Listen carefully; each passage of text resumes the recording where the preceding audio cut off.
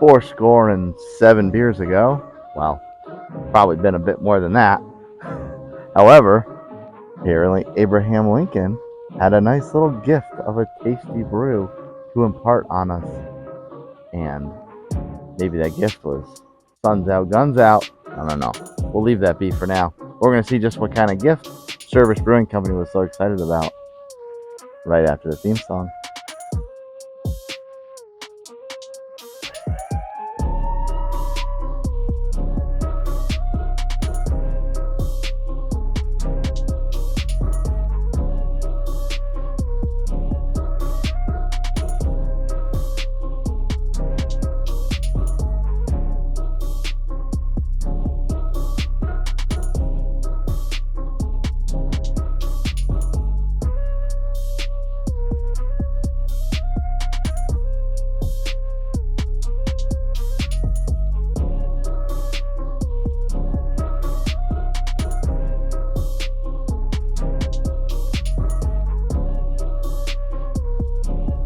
Welcome back into the Midland Studio as per usual for a little service appreciation week.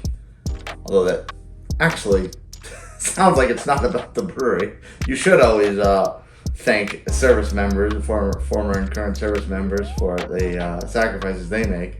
But in this context, in this case, we're talking about the brewery. They are down in Savannah, and appropriately so, we're going to use my Georgia Beer Day glass because they are a Georgia brewery, and I bought this at their neighbors in Savannah, Two Tides. So, little little cross promotion there.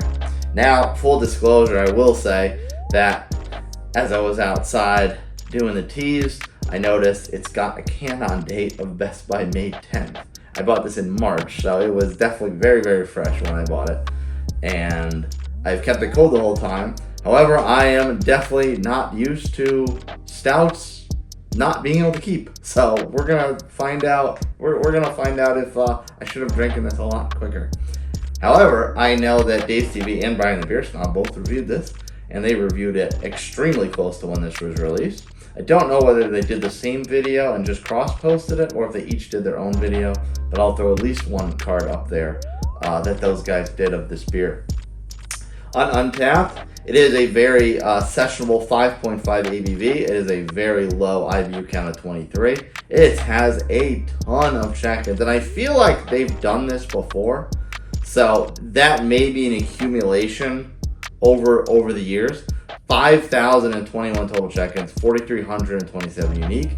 The rankings are massive as well, 3,886. It checks in at a pretty respectable 3.73. The bio, delicate, grainy aromas and flavors of chocolate, roasted grain, and hint of oyster shell. A very savory and refreshing stout with intriguing hint of oysters. That's interesting because I know Dave and Brian did not get a taste of oysters, but if it was just hints of the shell, maybe it's just more of like a briny salt water type of essence, and not so much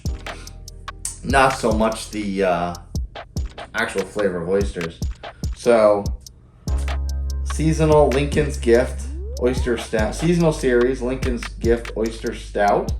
All right, so that would explain the crazy amount of check-ins if this is just a seasonal that they do every year.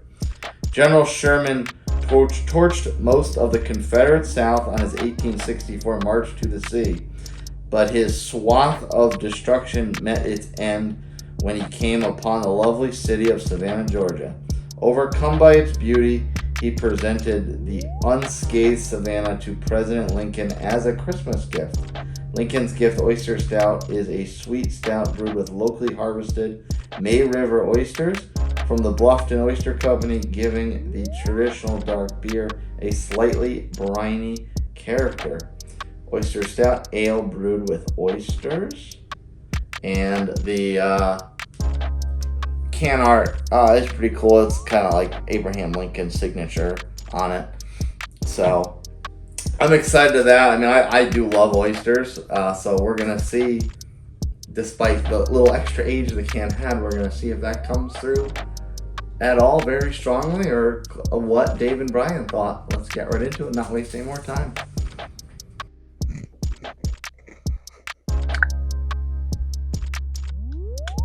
Ooh!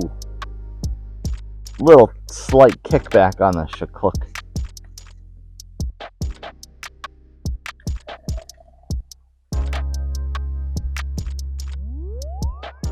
Pretty cascade. As you can see, the head settled down quite a bit, so we'll top that off. Oh! Might even get a chance for a Rajabos birthday baby.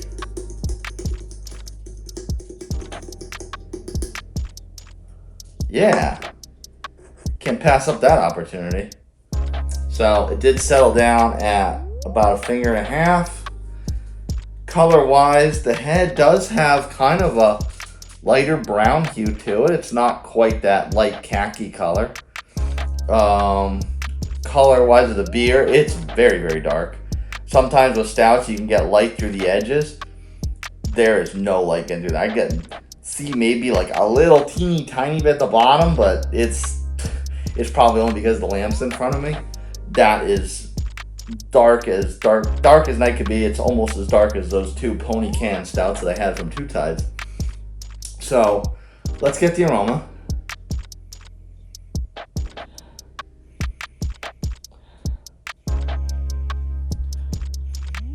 First thing I get is it does smell like a traditional stout. It is very roasty.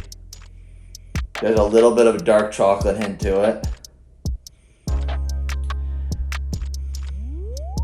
I'm actually getting a kick out of the similar beers on Untapped. One of them is called Chuck Norris. I hope to everything holy that that's also an oyster stout, because otherwise that's just a missed opportunity. Chuck Norris by Sinister Brew. Where is that? I gotta find it. I gotta figure out if I know someone that can beer trade me that one.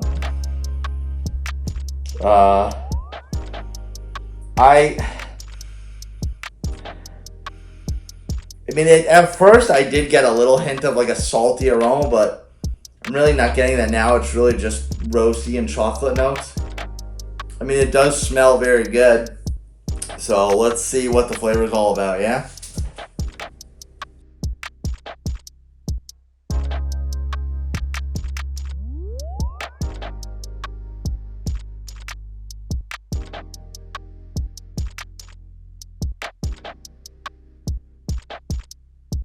There's definitely something different, so let's talk about it.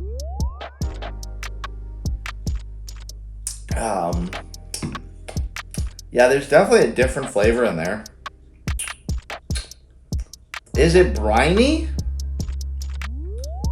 The aftertaste is almost briny-ish. Yeah, there's something about the aftertaste that's not stout.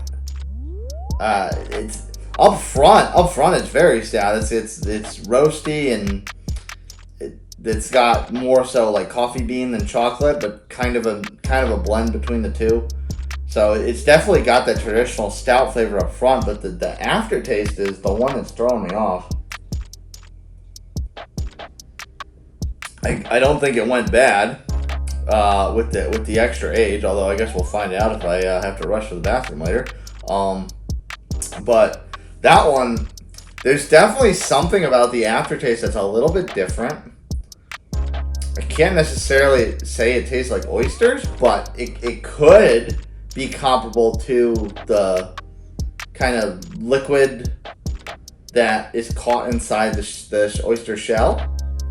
Because it kind of, the mouthfeel kind of has a similar sensation to the inside of an oyster shell.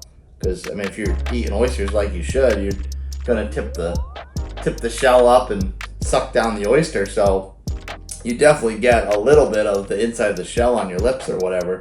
So that's kind of what I'm getting on the mouthfeel. It is pretty thin. It is a pretty thin mouthfeel. I mean, I guess at 5.5%, it should be thin. So that's right now. That's probably the closest I get to the oyster aspect of this. And there is something on that aftertaste that could be interpreted as briny. I think, as far as beer is concerned, I always associate briny to pickled beer because that's the only type of beer that, to this point, really should be briny. So, and then I'm not getting that. But right now, I think the closest thing I would say to any kind of flavor or texture of oysters would be the mouthfeel. It is kind of smooth, thin, but a little, I don't want to say slimy, but like that kind of smoother, viscous type of approach. So I think that's pretty solid. It is light and crushable if it's just thick enough, but it's just thick enough so you don't pound it all the way back. Keep pounding me all the way back, or pound the rock, as I imagine the Panthers will do this year with Miles Sanders, or are doing. In any event, I'm still a Colts fan, by the way. I've just represented the local team for this video. Anyway, I don't know why my printer's going off right now, but we'll wrap up. If you're watching on YouTube, hit the subscribe button and the notification bell so you know exactly when all my content drops. If you're watching on Rumble, hit the follow button and work my subscriber count up there as well. And if you're watching on YouTube and Stouts are your thing, head on down to the comments. See the first one pinned at the top.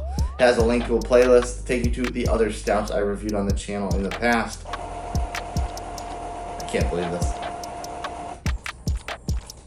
Cheers, friends. We'll see you next time.